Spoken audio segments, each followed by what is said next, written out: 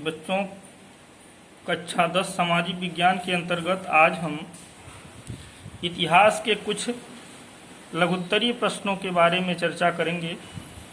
इसके पहले वीडियो में हमने आप लोगों को इस अध्याय से संबंधित छोटे प्रश्नों के बारे में बताया था। तो आइए देखते हैं। यूरोप में राष्ट्रवाद का उदय से संबंधित लघुत्तरीय प्रश्न हैं कुछ, जो बहुत ही इम्पोर्टेंट है। प्रश्न पहला है, बिस्मार्क कौन था?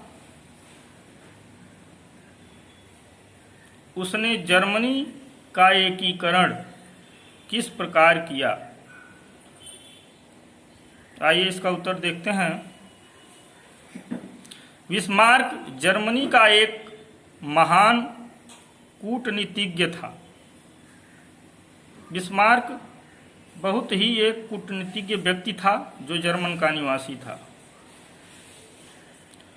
उसने प्रशा के प्रधानमंत्री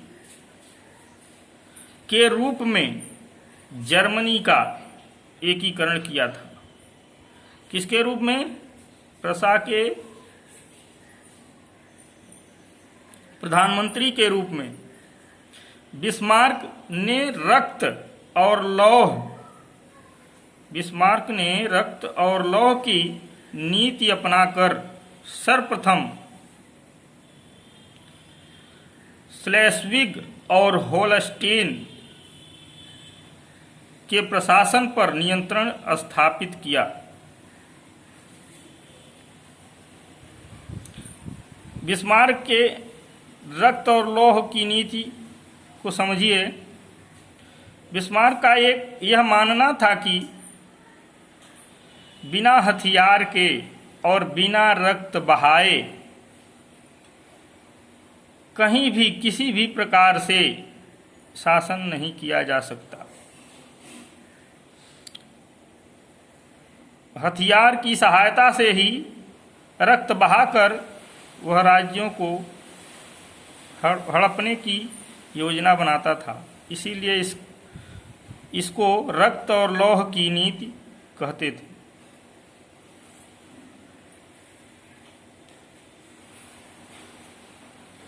वह प्रधानमंत्री के रूप में जर्मनी का एकीकरण किया था। वहां के प्रशासन पर वह पूरी तरह नियंत्रण स्थापित किया। फिर ऑस्ट्रिया को सेडोवा के युद्ध में, जो 1866 ईस्वी को यह युद्ध हुआ था,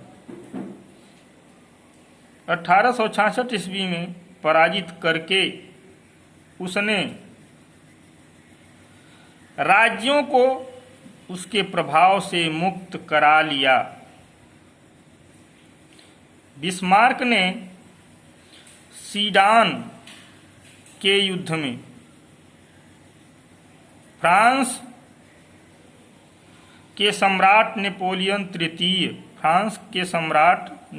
तृतीय थे उस समय, उनको पराजित करके जर्मनी का एकीकरण पूरा किया, यानी जर्मनी का एकीकरण पूर्ण किया। सन 1871 ईस्वी में बिस्मार्क जर्मनी साम्राज्य का प्रधानमंत्री बना। 1871 ईस्वी में बिस्मार्क जर्मन साम्राज्य का प्रधानमंत्री बन गया। सन 1890 ईस्वी में जर्मन सम्राट विलियम द्वितीय, उस समय जर्मन का सम्राट विलियम द्वितीय था, उससे बिस्मार्क का मतभेद हो गया। दोनों के मत आपस में एक दूसरे से अलग हो गए। आपस में दोनों में संबंध खराब हो गए। इसके कारण बिस्मार्क ने त्यागपत्र दे दिया। सन 1898 ईस्वी को 83 वर्ष की आयु में बिस्मार्क की मृत्यु हो गई। बिस्मार्क की मृत्यु हो गई।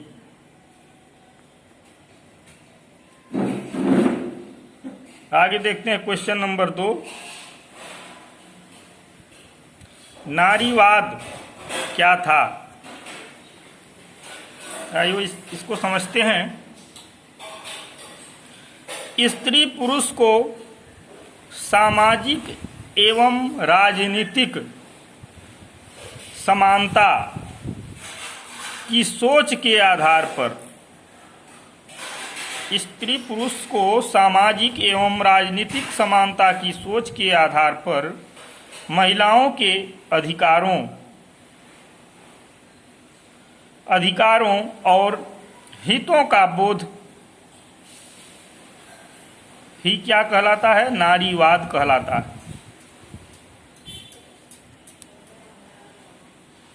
क्वेश्चन नंबर 3 देखिए।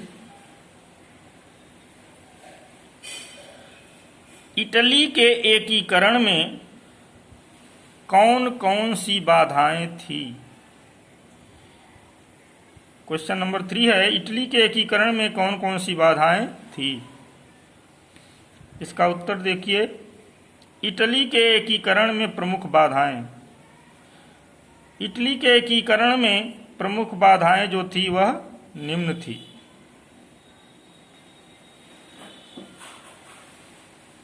पहला नंबर, इटली में बहुत से राज्य थे, यानी इटली में जो राज्य थे वो बहुत बड़े थे और उसमें अनेकों राज्य थे और इन राज्यों पर विभिन्न राजवंशों का शासन था। इन राज्यों पर विभिन्न राजवंशों का शासन था इटली पर। इसकी दूसरी बाधाएं हैं रोम का पोप एकीकरण के मार्ग में सबसे बड़ी बाधा था, क्योंकि वह संपूर्ण यूरोप की कैथोलिक जनता का धार्मिक नेता था, इसलिए उसे अपने मान सम्मान की भी चिंता थी।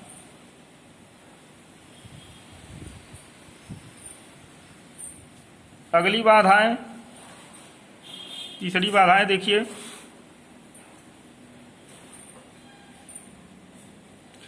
इटली के विभिन्न शासकों में पारस्परिक ईर्ष्या और वैमनस्यता की भावना व्याप्त थी। यानी इटली के विभिन्न शासकों में जितने भी वहां शासक थे वह एक दूसरे से ईर्ष्या करते थे। उनका आपस में अच्छा संबंध नहीं था। वह एक दूसरे को परास्त करने के लिए नए नए षड्यंत्र रचा करते थे।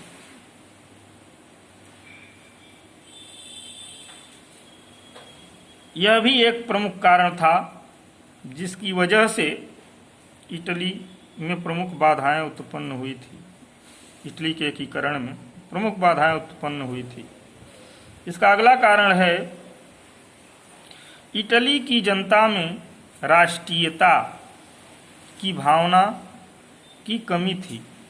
यानी वहाँ के लोगों में राष्ट्र के प्रति प्रेम की भावना जो थी वह कम थी। वह राष्ट्र के प्रति ज़्यादा समर्पित नहीं थे। राष्ट्रीय भावनाओं का उन लोगों के बीच अभाव था। यह भी इटली के एकीकरण में एक बाधा थी। अगली बाधा, इटली के विभिन्न राजनीतिक दलों में एकता का अभाव था। एकता का अभाव था। एकता का मतलब इटली के विभिन्न जितने भी राजनीतिक दल थे वे एक दूसरे को एकजुट नहीं रख पाते थे। उन लोगों का आपसी संबंध अच्छा न होने के कारण उनमें एकता की भावना जागृत नहीं हो पाती थी। हमेशा वो एक दूसरे का विरोध ही करते थे। इस कारण इटली के राजनीतिक दलों में आपसी फूट थी, जिसके अभाव के कारण इटली के एकीकरण में यह भी एक बाधाएं सम्मिलित थीं। आज बस इतना ही। अगले वीडियो में आप लोगों को और कुछ प्रश्नों को देंगे। इस लघुत्तरी प्रश्नों को आप अपने कॉपी में नोट कर लीजिएगा। पुनः अगला वीडियो हम आप लोगों को देंगे।